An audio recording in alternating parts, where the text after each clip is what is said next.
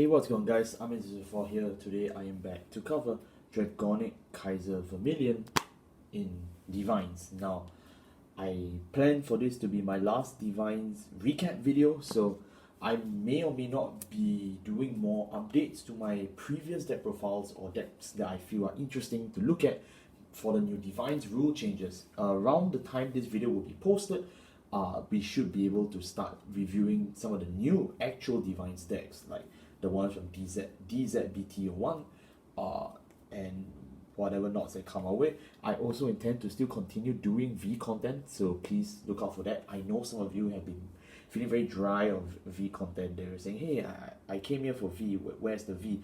Please check the link in the description. I will link the V series Vermillion deck profile if you're interested in seeing how Vermillion is doing V right now. I also, as usual, at the bottom of this video, I will also leave a link for my DivineZ Explain video if you need a catch up on all of the DivineZ changes, as well as a DivineZ Ezel video that I've recently done. You can check that in the link in the description as well as the DBT11 deck profile for Vermillion. So it has been 4 sets now, and from the time of recording this video, this is actually being recorded at midnight of New Year's Eve. So literally I only have about, 15 minutes left to finish this video before the New Year. Why am I doing this now? Well, first of all, I've had some personal incidents, so because of that, I will need to take a break from content creation for a while. Less of an actual break and more of my videos will be drastically slowing down for about a month or two because I'm facing some personal stuff on my end. But before I have to, slow down, especially for testing, because testing is not easy. I really wanted to cover this deck because this is a deck I've played a lot competitively this year. I never brought Vermillion to a WGP because frankly that's suicidal, but I've played at least 10 locals with this, and the furthest I got was the top 4 out of 30, which is nice, but it's just Vermillion. So let's actually talk about Vermillion because the DivineZ changes actually support him really well, including energy. So the energy crest, obviously I cannot physically include it because, as I mentioned, I'm still recording this video in 2023.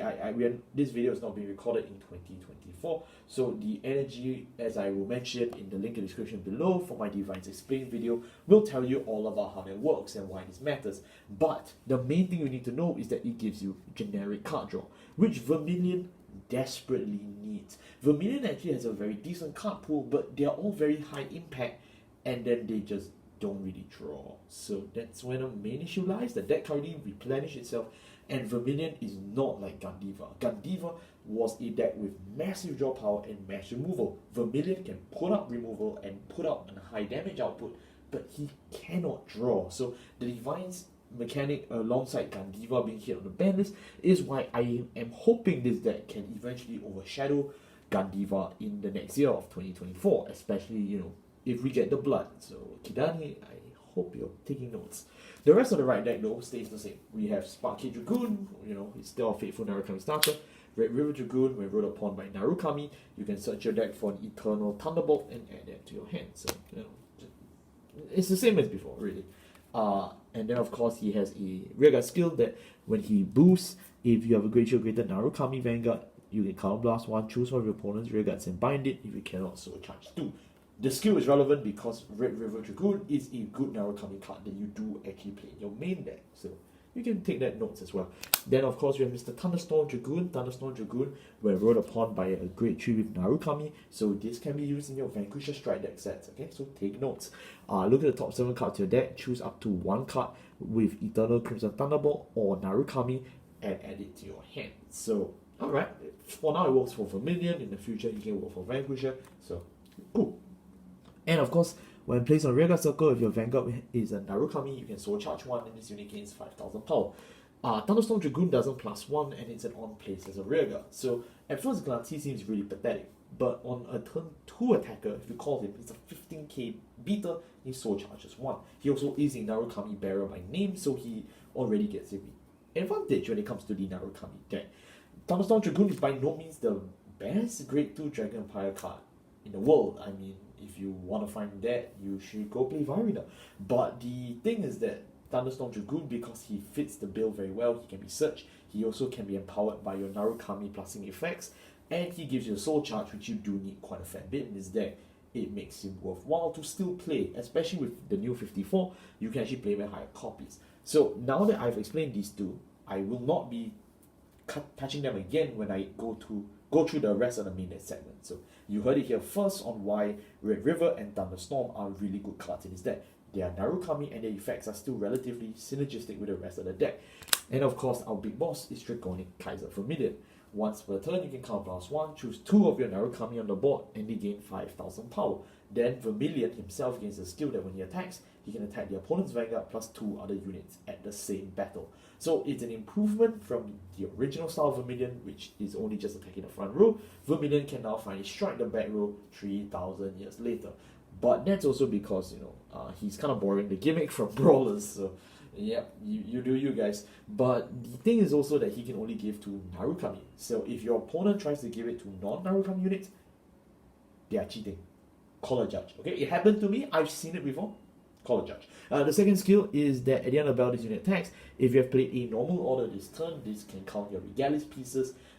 You can actually just discard a card from your hand if your opponent's at 4 less damage and deal him a direct damage straight away. So it's really nice, but because of the way Vermillion is timed, you generally will make Vermillion one of your first attacks. You discard 1, you strike him by 1. It's a -1, yes, but if no damage triggers are pulled, you generally have dealt him a maximum of around 2-ish damage, which kind of makes up for the fact that Vermillion doesn't have a good multi-attack. Vermillion has multi-attack in a form of Rising Phoenix, but if people are honestly preying on that as a form of multi-attack, they're solely delusional if they believe an 8k grade 1 can beat you to death. Like, guys, do you know what's in this format? But other than that though, this is a pretty solid ride deck. One of my favorites from 2023, so I'm again really happy to be talking about it. I do wish in the future, when it comes to the blood, they will integrate it in a way that I can still get to play my original Dragonic Kaiser Vermillion, but at the same time, I can get a beneficial effect from the blood. So if they do something like set 11's CCE evolutions, where it's a cross right and then you activate Persona right, I think that would be very appreciated. I think that would be the best way, but it's really up to the design team on how they want to do it. So our grade 3s, we will play 4 copies of Dragonic Kaiser Vermillion with 3 in the main deck, and then of course we play 4 copies of Eternal Crimson Thunderbolt. I didn't really want to talk about Eternal Crimson Thunderbolt in the right deck section, but Vermillion we've already covered, so thankfully I will not have to repeat that for you guys. Eternal Thunderbolt basically it applies when your Vermillion is around. It will give your Vermillion Vanguard 2 skills. The first one is that any unit that is retired at the end of battle that Vermillion has attacked him, that unit will be bound instead. So pretty cool. And then the second skill is that it gives Vermillion the red text that during your turn, if your opponent has no rear guards, all of your front row rear guards gain 5,000 power. So this is a very nice way for you to also buff your board against opponents that do not wish to call. Vermillion does not have large enough retire that allows you to constantly retire the board like Blade Master style, but we have ways we can play the game that allow us to fight the boards in early and late game. So generally speaking, you can actually get this plus 5k relatively common. It's quite a common benefit you can stand to receive, and binding is pretty nice if you're not fighting stuff like Michael. Other than that though, the real benefit of playing Eternal Thunderbolt is that you can cast it from the drop zone. If you do, you can bind instead. So Vermillion doesn't actually have to play spells from the hand. He can play it from the drop zone, which makes it a lot easier, because I tell you, like, if we had to play this order from the hand, it's basically a gun, because Eternal Thunderbolt doesn't plus you at all. So yeah, just take that in mind. So this is one of your prime discard targets, by the way. Moving on to our grade 2s. Our grade 2s, we play 4 copies of Mr. Thunderstorm Dragoon. As I previously mentioned, I won't be repeating about him again, so I'll be glossing over him real quick. Then we play 4 copies of Brachial Force, and then we also play 4 copies of Dragonic Death Scythe, and then we play 4 copies of Drag Ritter Latifa. So this brings our grade 2 count to a very high number, as you can see. But unlike Hexor, which was an experimental list, this one I am very confident about playing a high grade 2 card. Because this is Dragon Empire, I want to early rush, and I'm more than willing to actually trade off my rear guards or intercept them as much as possible. Since Thunderstorm Dragoon, yeah, he's just an on-place, and Brachial Force can also trade himself off in a different way. At the end of the battle that this unit attack hit, retire this unit, choose one of your opponent's rear guards, retire it, draw a card. So Brachial Force, during the early game, as early as turn 2, he can deal serious damage to boards, breaking it for literally no cost, and he draw. So this is the best way you can fight off early aggression, especially in the current meta. I know in my previous Dragonic Kaiser Vermillion deck profile, people were like, oh, you're crazy, Brachial Force, there's no way you would play it. Especially now with the Strike deck sets and the advent of Grade 2 gaming being more and more popular, I really enjoy playing this tag option. This tag option saves me so much because Vermillion doesn't really have much of a Grade 2 game. I mean, besides Thunderstorm Dragoon, you barely even call that a Grade 2 game. So being able to push, attack, threaten a board without compromising the many cards in your hand is absolutely phenomenal in my opinion. So you must play Brachial Force if you are playing against a meta that is relatively more developed, that will, they are willing to play Grade 2 games or they're willing to early rush. This is your counter to help Vermillion survive until turn 3. But I know what you're saying, I still struggle with card advantage, and that's where Latifa comes in. This beautiful girl, the daughter of Balsagra, was introduced in set 11. And I know what you're saying, well, why didn't you add this into your previous Vermillion deck profile? Well, that's because I felt that the meta, as you can see from the link in the description, my comment is still there. I still believe that Latifa was very slow for this meta. At least from my testing, it didn't really help at all. I mean, if you were there in set 11 meta, you know what Gandiva does. This card is virtually useless. But now that Gandiva is gone and Mass Retire is no longer a threat, Latifa as a board builder is very effective right now. And it's one of the best ways you can help Vermillion to cope and attack on turn 3. Why is that? If you play an order this turn, and this unit is called not by card ability, you can Soul Blast 1, look at the top 5 cards in your deck, choose up to 1 card from among them and call it to your regular circle, or if you don't call it a unit card, you can add an order card from among them to your hand, and then of course you shuffle the deck. So Latifa, at the cost of Soul Blast 1, she can either give you 1 additional rear guard or give you an order to your hand. As long as you've played the order this turn, which generally is not a problem since you will always cast Eternal Thunderbolt on turn 3. Assuming you've played it correctly. The reason why this card was not very good back then is because the +1 was always forced to be on the board. But now that you don't have to worry about Gandiva, you can flood the board and attack very quickly as much as possible. You don't even have to worry about Shiranui because in some matchups, having large amounts of attack power plus your attack like Brachial Force, if your opponent is generally not that lucky, you can clock out the game very easily, especially with the direct damage ping. So it's actually really nice that you get an option. But Latifa scales even better going second. And in going second, you get to draw earlier with energy. So Vermillion can now play going second as well.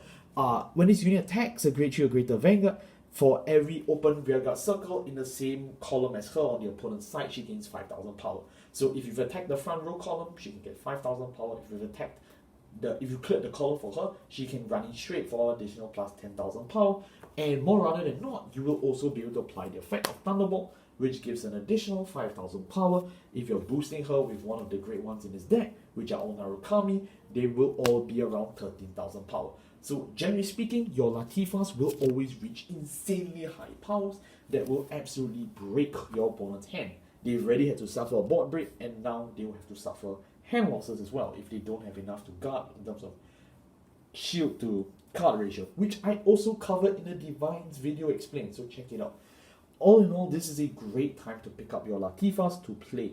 I don't think I've ever pushed or turned my opinion on a card so differently, and it's all thanks to the change in the meta game. Seriously, Overdress, 6 months ago versus tonight, very different. I love this format. And last but not least is the one I've been kind of dreading to talk about, but you kind of have to. It's Dragonic Death Scythe. Yes, I still believe this card is very bad. I still believe that this guy is an insane disappointment, but he is my disappointment. And just like every parent, I still like to talk about him. Dragonic Death Scythe, as long as your opponent has no front and rear guards, he gains 5,000 power. That's his best skill. Like, he's a 15k attacker. That's the best skill. When this unit attacks a great shield or greater opponent's Vanguard, you can sorry, if you are great shield greater Vanguard, not the opponent, you can Soul Blast 2, choose one of your opponent's rear guards and bind it. If you can't bind, you draw. It's nice, I guess, but Soul Blast 2 is just so expensive. I mean, you just saw what Latifah does for a whole Soul Blast. I have to pay 2 Soul Blasts to draw if my opponent's board is empty? Like, man. Okay, but other than that though, the fact that he is a continuous 15k attacker does edge him a little bit over Thunderstorm Dragoon, so it is still pretty worth to play your Dragonic Death Scythes in his deck. However, once the blood comes out and he gets support, I guarantee you this guy is going straight to the trash. Moving on to our grade 1s. Our grade 1s, we have 4 Perfect Guards. We play 4 copies of Red River Dragoon with one in the right deck. We play 3 copies of Rising Phoenix. And then we play 2 copies of Crystal Beast Garnet, which I know will come as a surprise. You're like, what? Who is this guy? I'll cover it. Red River Dragoon we've already covered. Is a solid booster, and he helps us Soul Charge 2, which directly feeds into Dragonic Death Scythe's ability. Perfect Guards are Perfect Guards. We want to stay alive, so I will not have to talk about them as well, thank goodness. Rising Phoenix is the last Narukami we will cover in this deck. It's a trade-off because, very frankly, Rising Phoenix is more of a safety net, just like, in V and in P. If a card has been bound and you have a Vanguard with Narukami in his clan, you can Soul Blast 1 and call it a regular circle. Yay! But the fact it costs Soul Blast, boo. It's I don't get it. Like, you printed such free cards in V and they came out meh, but then you print a worse version in D. Like, this is the format where Shiranui can literally draw 6 and you give us this, like, in the same year? But whatever it is, it's a common, so don't feel that butthurt. You can retire this unit and choose one of your rear guards and it gains, choose one of your units and it gains 5,000 power. Minusing 1 for 5,000 power? I mean, you are not Aqua Force in D. You are not Flag Will. What? Who thought of this? I don't know, but you know what? It's still Narukami. We still have to play it, and the bird is always the word. You can also play this in a multi-attack strategy alongside Rough Cull Hammer Dragon, the promo that Vermillion does receive. But I just don't feel that's very worthwhile in this format. Like, Rough Cull is just way too slow for me, but I get that people love him to bits. So if you want to play that strategy, I think it's perfectly fine. Lastly, we have Crystal Beast Garnet from set 12. The series of Crystal Beasts are very interesting because they play with a new resource that, I don't know, will they ever do it again? When placed on a rearguard circle or guardian circle, you can remove 2 cards that were from your right deck, from your soul or drawn zone, and then activate these effects. If it's placed on a rearguard circle, you draw a card. Wow! If called to guardian circle, this unit gains 15,000 shield. What? Like, it's so good. It's everything Vermillion suffered from. Card draw, shield, solved. And all this guy has to do, just remove 2 cards that came from your right deck. That's not an issue. Like, our right deck, we Soul Blast so much in this deck. Like, you just saw, I was bitching about Dragonic Death Scythe. I literally showed you Latifah. Like, this deck has so much Soul Blast. It's so easy to clear out your whole soul, which makes this guy virtually free. So, like, I'm really glad. I wanted to actually do an entire Vermillion deck profile just with this guy in it after set 11, but I was willing to wait and my patience has run out. So now, I'm telling you guys now, buy this guy for Vermillion. It's really good. I promise you, I've had so much fun with him. Really. Last but not least, our grade zeros. Our grade zeros, we play a copy of Sparky Dragoon because, he's our bestest boy. And he's our Narukami boy, so we will be playing him no matter what. We play 4 heals, we want to stay alive, 3 effect draw. We need to draw pieces, Vermillion just doesn't draw much. We play 8 critical, we want to close out the game. And draw Veda because we want to restand the Vanguard. While Vermillion's abilities are all once per turn, attacking multiple units at the same time is not. So if you stand in with Draw Veda, you can perform 3 unit attacks again. So do keep that in mind. And that covers my Dragonic Kaiser Vermillion deck profile for DivineZ. If I sound happy despite the cards being exactly the same, it's really proof on DivineZ as a format. I mean, the amount of innovation you're allowed just with additional 4 cards and the energy mechanic, it really makes me very happy. I know that a lot of people say, oh, even though you get 4 additional cards, everyone does, and the decks that don't have access to better cards will always lose out. I get it in a theoretical standpoint, I feel that's very true, but decks that actually had decent scaling and searching power, decks that require you to search a deck for certain pieces, such as Vermillion, they really benefit from this. And I honestly enjoy having more Narukami names. It prevents me from actually whiffing my effects like Thunderstorm Dragoon. It prevents me from actually whiffing stuff like Latifa, which were complaints I used to have back then. I genuinely felt it that comparing now to then, it has gone up. It's a lot more easier to hit my targets, and building a board offensively with the numbers is good because that's what you want. That's the whole point of this deck. So I don't think Vermillion is top meta. Not at all. I don't think this deck is gonna change the world or destroy Zolgar Nadir. No. But I just want to say that I really have hope for Vermillion entering this new year. I hope eventually in the future to be able to play him in a competitive event. Hell, if I can, get some results with him, I would be really happy. I just wish everyone playing DivineZ all the best. I wish everyone playing V all the best. I wish everyone playing Premium all the best. Because frankly, everyone is trying, everyone out there, they want to do something in their life, and the reason why you're even watching a deck profile, the reason why you're even trying to learn about different things is because you want to get better, right? Everyone wants to get better. I'm filming this video on New Year's Eve. I only have, 5 minutes until we hit 2024. I don't know what the new year will be. It looks good for Vanguard, very honestly. Seeing all of the Divine stuff, seeing the way Bushiroad has pushed Divines in terms of, for new players, the advertisements, the quick start next, they're really trying, And seeing how they have premium products, how they are still continuing the good V promos, it looks very upwards for this game, and I'm really happy. I don't know what English is doing. I can't comment, but, I really hope they get their act together as well. I hope that, we all have a really good 2024. I wish everyone all the best. Again, I will still try my best to do as much content as I can, but if I'm not around as much, I do apologize in advance. It's not a thing that I want to do, but it's under personal circumstance that I have no choice. Thank you all so much for watching. I'll see you next year. Take care. Actually, wait, no. I mean, by the time this video comes out, it's already 2024. Goodbye.